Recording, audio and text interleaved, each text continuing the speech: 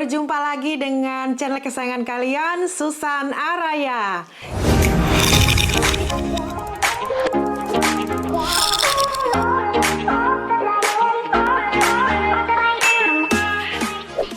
Uma, gimana kabarnya semua? Semoga baik-baik saja semua ya. Karena apa? Because apa? Karena apa? Long time no see, makan lontong tanpa nasi.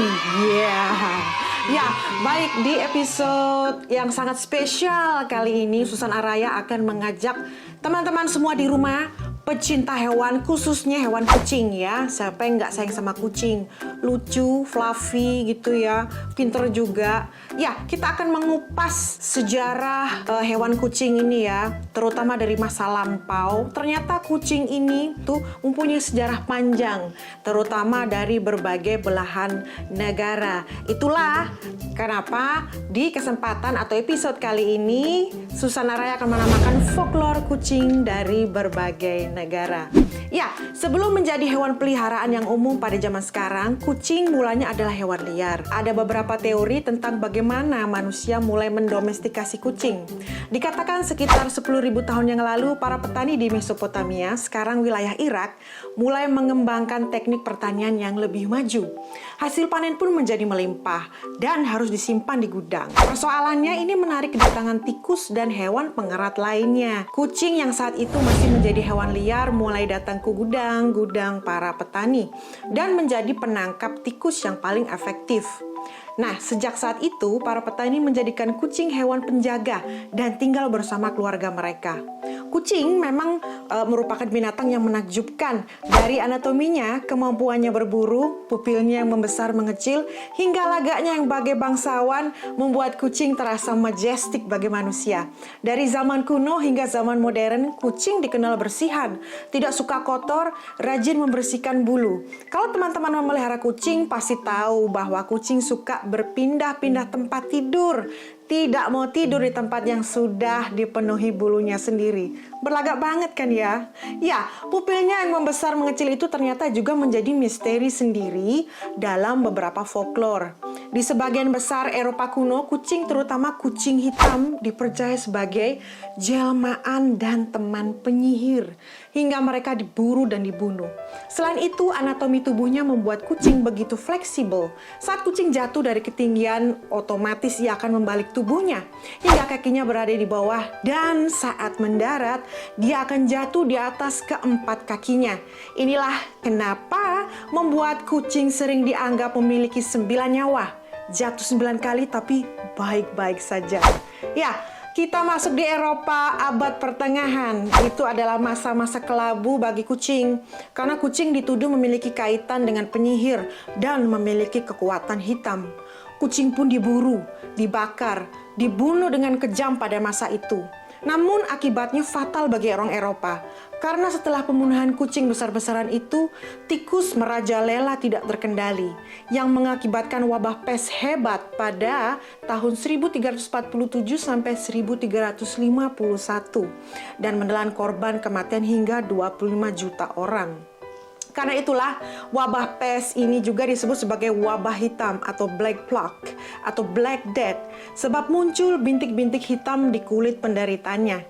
Menggilanya wabah pes akibat jatuhnya populasi kucing memang hubungan yang logis, tapi bisa jadi itu juga karena arwah-arwah kucing menuntut balas atas kekejian yang mereka alami. Selama berabad-abad, kucing dibawa oleh para pelaut berlayar ke berbagai benua. Kucing menjadi sahabat para pelaut untuk memburu tikus yang banyak berkeliaran di dalam kapal. Inilah salah satu jalan penyebaran ras kucing ke berbagai penjuru dunia. Pada zaman kuno, otoritas Mesir sebenarnya melarang ekspor kucing, dan pelanggaran atas aturan ini adalah hukuman mati.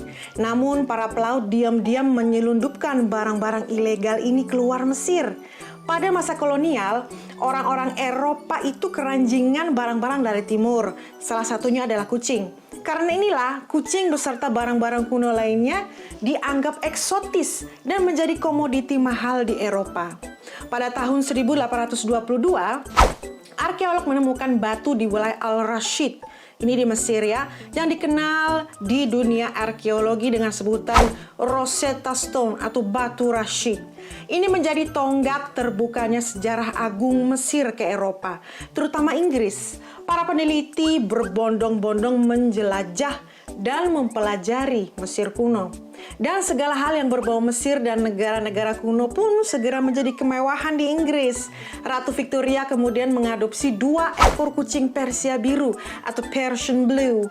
Tren memelihara kucing akhirnya menyebar di kalangan kelas atas Eropa. Dari penggalian sejarah dan kebudayaan Mesir, muncul satu nama dewi yang dipuja oleh bangsa Mesir, yaitu Bastet.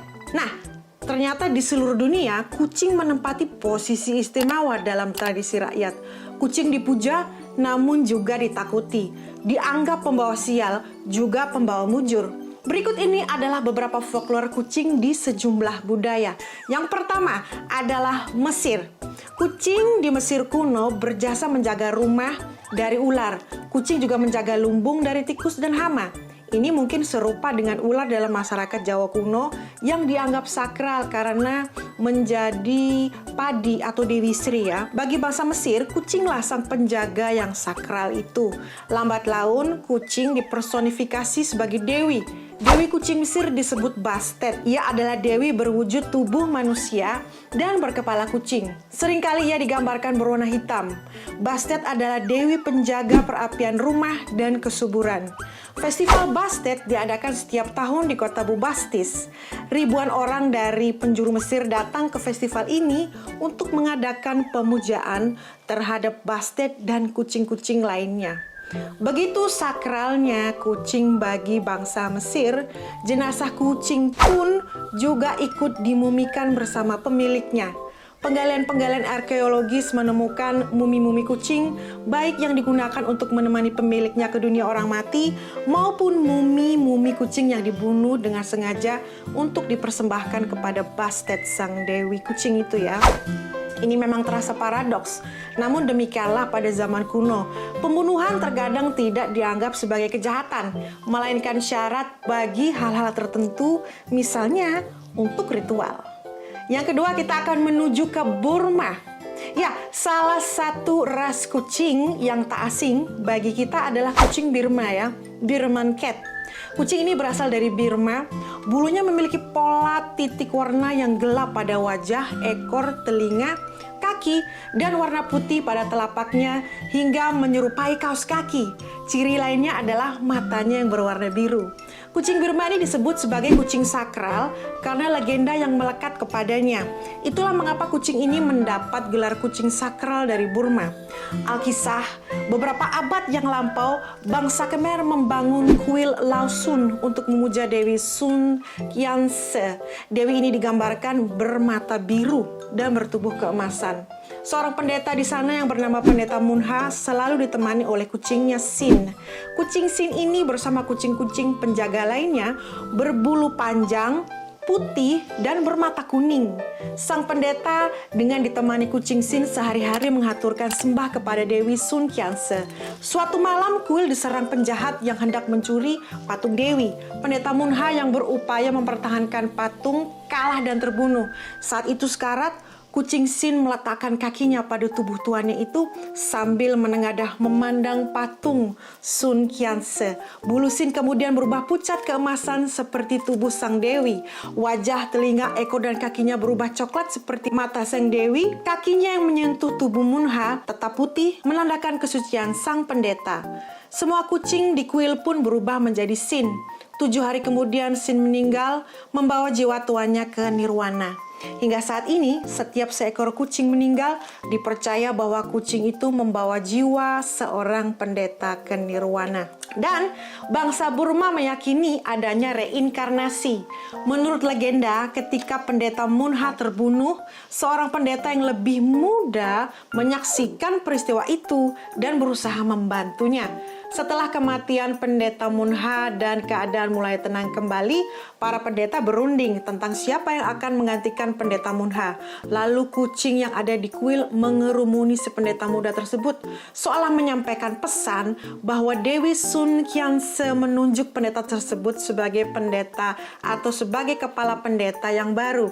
Sejak saat itu, setiap ada seorang pendeta meninggal, jiwanya memasuki tubuh salah satu kucing kuil. Barulah setelah kucing itu meninggal, sang pendeta diyakini baru masuk ke nirwana. Menarik sekali bukan? Ya, kita beralih ke Jepang. Pernah mendengar tentang pulau kucing di Jepang? Ya, yaitu adalah pulau yang dihuni oleh populasi kucing yang sangat banyak, yang bahkan jumlahnya beberapa kali lipat dibandingkan populasi manusia di pulau tersebut. Tak hanya satu pulau, ternyata pulau kucing di Jepang hingga saat ini ada 11 pulau. Dalam bahasa Jepang, pulau kucing disebut Nekojima. Kucing sebenarnya bukan hewan asli Jepang, meskipun sepanjang sejarah folklore tentang kucing sangat kaya di negeri matahari terbit ini. Mitos dan dongeng kucing di Jepang bervariasi. Ada yang indah, tapi ada juga yang seram.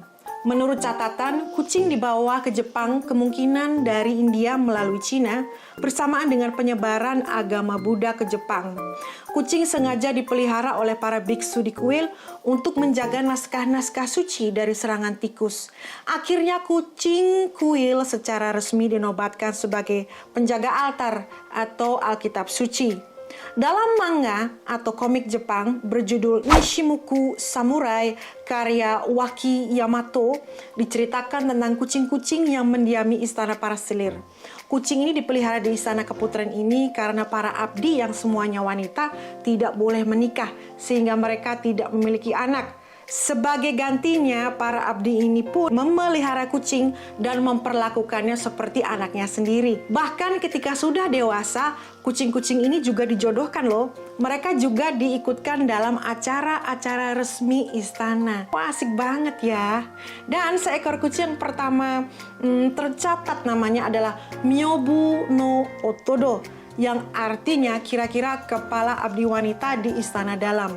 Kaisar Ichijo yang menganugerahi si kucing dengan gelar kebesaran ini, di sekitar Miyobuno Otodo terdapat 11 abdi wanita yang bertugas untuk mengurusnya.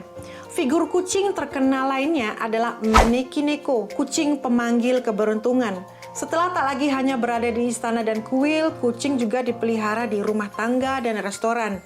Konon, patung Maneki Neko awalnya sengaja dipasang di depan warung-warung atau toko untuk menandakan bahwa di sana mereka memelihara kucing, sehingga warung atau restoran mereka bersih dari tikus. Mungkin itu pula yang membuat pengunjung merasa senang untuk datang, sehingga lambat laun patung Maneki Neko yang melambangkan tangan dianggap sebagai pemanggil keberuntungan. Ini patung yang seperti ini ya, yang biasa teman-teman semua tahu ya di toko, ya mari sini, ayo sini, beli ke sini, beli ke sini. Ya, namun kisah lain sepertinya menyebutkan juga bahwa Maneki Neko berasal dari kuil Gotokuji di Setagaya. Konon Lee Naotaka, seorang samurai penguasa dari klan Omi Hikone, sedang berburu dengan elangnya. Sesampainya di gerbang kuil, kucing kepala biar yang bernama Tama melambaikan kaki depannya. Dan Lee Naotaka memutuskan untuk masuk ke dalam kuil. Tiba-tiba hujan deras dan petir menyambar di tempat tadi. Lee Naotaka berdiri. Seandainya ia tak masuk dalam kuil, pasti ia sudah tewas tersambar petir. Sebagai bentuk terima kasih, Tuan Lee Naotaka menyumbang sangat banyak untuk kuil yang hampir runtuh itu. Setelah Tama si kucing meninggal, kuil membuat patung yang menyerupainya. Kini kuil Gotokuchi terkenal sebagai kuil Maneki Neko dan menjadi jujukan turis. Nah, yang terakhir kita masuk ke negeri sendiri yaitu Indonesia. Di Indonesia, folklore kucing yang sering diceritakan adalah mengenai kucing belang tingga. Di Jawa, kucing belang tingga ini disebut belang telon ya. Atau dalam dunia kucing dipanggil calico cat. Calico cat ini bukan ras ya, melainkan corak warna. Bulunya berwarna oranye, putih, dan juga hitam. Kisah yang beredar adalah bahwa kucing belang tiga memiliki kesaktian. bila ada cicak di dinding, hanya dengan kucing belang 3 memandanginya saja, maka cicak itu akan jatuh. Kucing belang 3 betina juga disebut-sebut sebagai ratu kucing. Di dunia ini tidak ada yang belang 3 jantan, karena induk kucing akan segera memakannya saat ia dilahirkan. Ini karena apabila kucing belang 3 jantan dibiarkan dewasa, maka dia akan menjadi raja, kucing yang membahayakan kucing-kucing lainnya. Mitos tersebut sebenarnya sudah ada penjelasan ilmiahnya. Jadi begini, jenis kelamin kucing dan makhluk hidup lainnya ditentukan oleh kromosom X dan Y. Setiap kucing memiliki sepasang kromosom, yaitu XX betina dan XY jantan. Nah, kromosom yang mengandung kode genetik warna hitam dan oranye berada pada kromosom X. Apabila kromosom X hitam dan kromosom X oranye bergabung, maka jadilah kucing betina, hitam, oranye, dan putih. Dan sedangkan jantan, karena ia hanya memiliki satu kromosom X, seharusnya ia hanya punya satu warna, yaitu hitam atau oranye. Apabila jantan memiliki 2 warna, hitam sekaligus oranye, maka dipastikan ia memiliki kromosom XXY, yang artinya ia mengalami kelainan genetika. Mungkin itulah yang menyebabkan induk kucing memakan anak jantannya apabila ia terlahir sebagai belang 3. Insting si induk kucing pasti tahu bahwa anak ini akan tumbuh lemah akibat kelainannya itu. Ia akan tumbuh menjadi kucing alay yang kalah bertarung dalam perebutan makanan dan mati perlahan-lahan. Dan kita harus ingat juga bahwa meskipun kucing sudah ribuan tahun didomestikasi manusia, namun insting mereka sebagai pemburu tidak pernah sirna. Dunia ini masih dunia liar baginya, tempat ia harus bertahan hidup dan bersaing dengan hewan-hewan pemburu lain. Gimana? Menarik banget kan sejarah kucing dari berbagai atau sejarah kucing folklore ya, dari berbagai dunia. Dan ini bisa menambah cinta kita kepada kucing ya. Saya pun punya kucing di rumah, tapi hari ini dia keluar main ya dengan teman-temannya. Nggak tahu ini pulangnya jam berapa. Semoga habis ini dia pulang karena waktunya makan ya. Ya, terima kasih sudah bergabung di channel Susan Araya. Kita jumpa lagi di episode berikutnya dengan cerita-cerita yang menarik. Thank you dan bye-bye.